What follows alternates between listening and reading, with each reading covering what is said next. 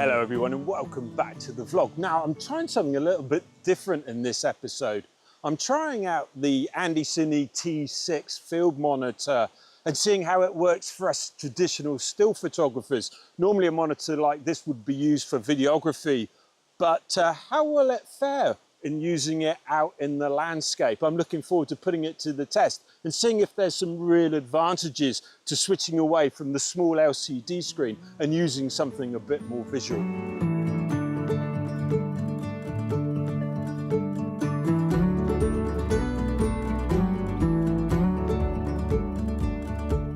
So if you're like me and you spend a long time composing in camera your images, working from a tripod, waiting for that perfect light, then this might be a game changer.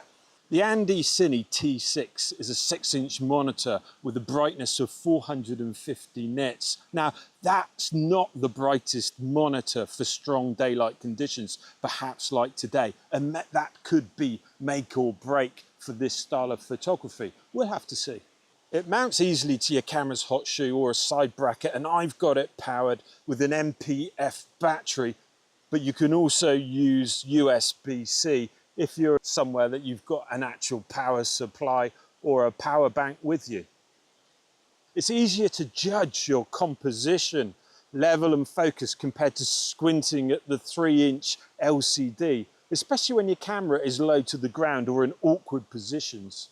So walking up the side of the waterfall here, I've just ducked under this tree, and the way that the light's just catching it from behind, you can just see the moss on those branches, just the light's up behind there, and it really is casting a lovely shadow, and those sort of interlaced branches coming through almost towards me makes a really lovely shot. So what I'm going to do, I've just put on a Maven polarizer just to knock back some of that bright reflection, but I will have to wait for that light to dip down a bit.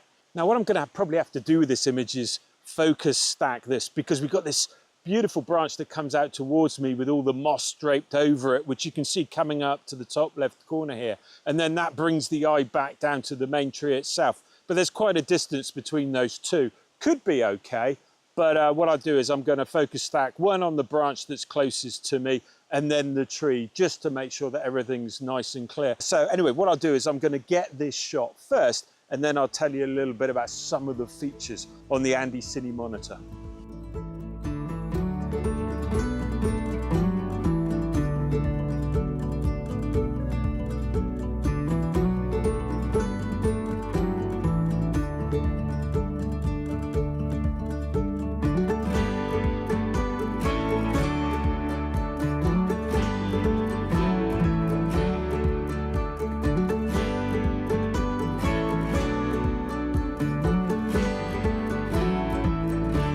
The Andycine T6 is a 6-inch 4K DSLR video monitor made from a durable aluminium shell. Although it's at the lower end of the budget, when it comes to video monitors, it does have surprisingly advanced features, including 3D output support, waveform monitoring, vector scope, histogram, focus assist, false colors, exposure tools, image zoom, image flip, and even anamorphic mode. Now the screen itself has a full HD 1920 by 1080 resolution. In the box you get an F550 battery, USB charger, a carry case, HDMI cable, hot shoe mount, sunshade, and of course the user manual.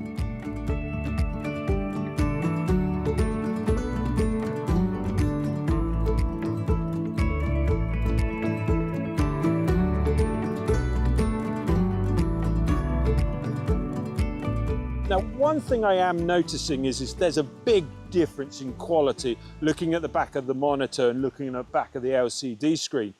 This is fantastic for composing. I can really sort of visualize the image, see where the branch is off. It's a lot easier, especially for somebody like me that needs the glasses and perhaps the eyesight's not so good. So having that larger image is great, but the detail in the LCD screen is far superior. Now, this is a low budget monitor. I think this is around about £130 on Amazon. That's not expensive for a monitor that we would use for something like videography or something like that. And And so perhaps it hasn't got that same level of detail that you might find on the sort of higher end. And as I say, I'm definitely finding it easier to compose. It's great having that size, but there's a big difference in image quality. I can really see the sort of contrasts on the LCD screen from dark to light, whereas here it's very blocky. There's some solid shadow areas, and some of those highlight areas are really blown out, which is showing on the histogram as not the case. So it'd be interesting to see. Perhaps I'll end up by flipping between the two. Maybe that really kind of defies the point. But anyway, hey, let me show you some of the features that are on the back of this monitor.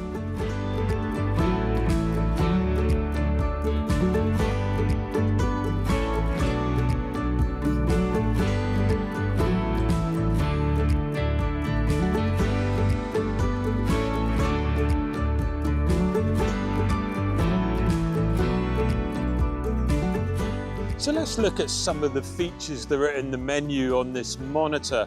Now, it's not the easiest of menus to use because it's not actually touchscreen, because it's obviously a sort of low-end budget monitor. It's quite fiddly using the settings at the back. You press one button to bring up the menu, you press the same button to take it across menus, you scroll up and down. It really isn't easy. So please bear with me while I work my way through here. Now, the first thing that I'm going to show is the histogram on the back of here. So let's hit menu, bring that up, hit on. You can see it's quite a, let's go back to there. Now, I haven't found the histogram that useful, and I'll show you why. Because if I put the histogram on the back of the camera, you can actually see that there isn't really a lot of difference in size. And if anything, it's a little bit more accurate on the back of my camera. So not sure on that. Maybe for a videographer, that might be more useful. Don't know. But for me, in this instance, I'd much prefer just to bring up the camera histogram and see it visually from the back of the camera.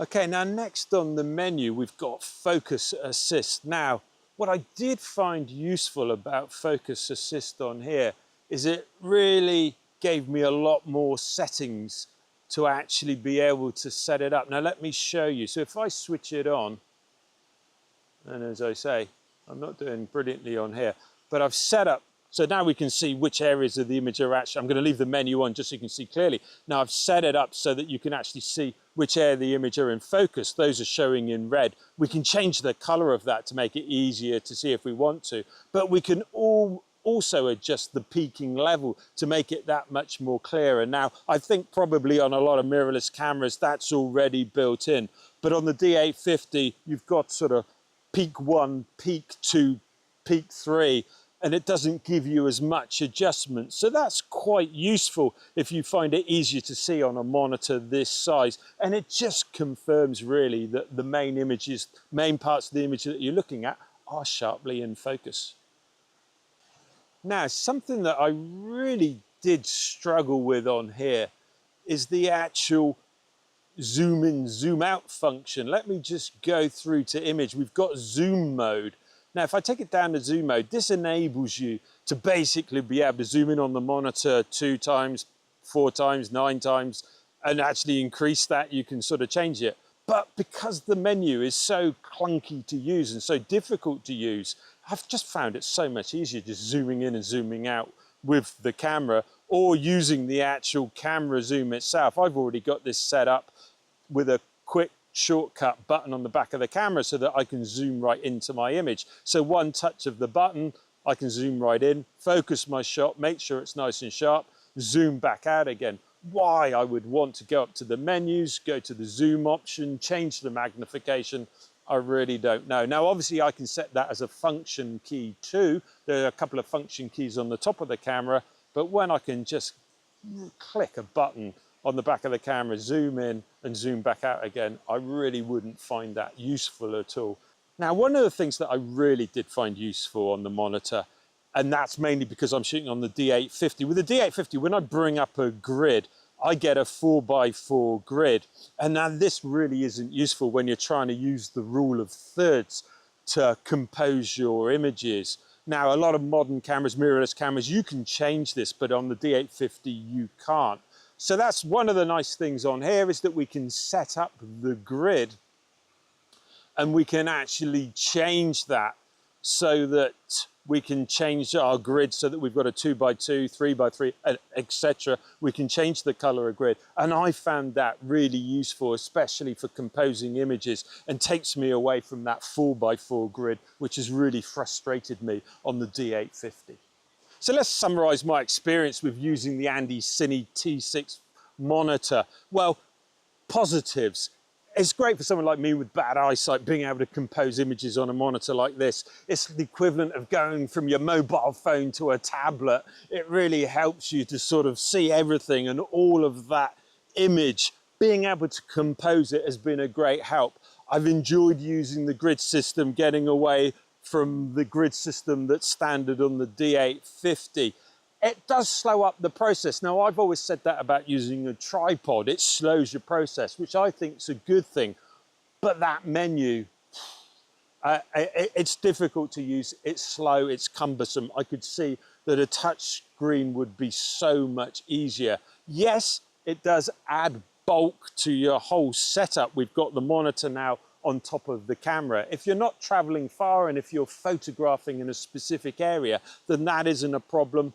But it is extra gear. Now, I'd be interested to see how it would work with macro photography, where we're zooming in and looking at real small, intricate detail. That might be easier to compose on this monitor, or the image quality of the monitor might not be just good enough when you're working at that incredibly small, fine detail. So, in summary, yes, it's a useful tool to have. Would I use it? Probably not. To be honest with you, I still enjoy the clarity and the clearness of the screen on the back of the camera, and the strengths and bonuses of using this don't outweigh having that extra bit of gear in the bag. But let me know what you think. Have you used one? Do you use one? Is it something that you've been thinking of trying? I can certainly see the usefulness for videoing. Having this additional screen on the back of a small camera could be incredibly useful, but for standard photography, not so sure. But one thing I would say is a budget monitor like this really does enable you to go out, try it, and see if it works for you. So a bit of a different episode, this vlog. Sometimes it's nice to look at gear, see if it'll be useful, and do let me know whether it's something that you've tried or something that you've been looking into. Now, we're just about to head on our epic road adventure, carrying on up the East Coast. Hopefully we're going to see some castles, sea stacks, islands along the way. We're hoping to get up as far as John O'Groats and across the top, maybe as far as the Kyle of Tongue. So I hope you'll join us for those episodes. And I think that's it. Thank you so much for watching. I hope you've enjoyed this episode of the vlog. If you have, don't forget to give it a thumbs up. Don't forget to subscribe. And I look forward to seeing you in the next episode. Thank you so much for watching.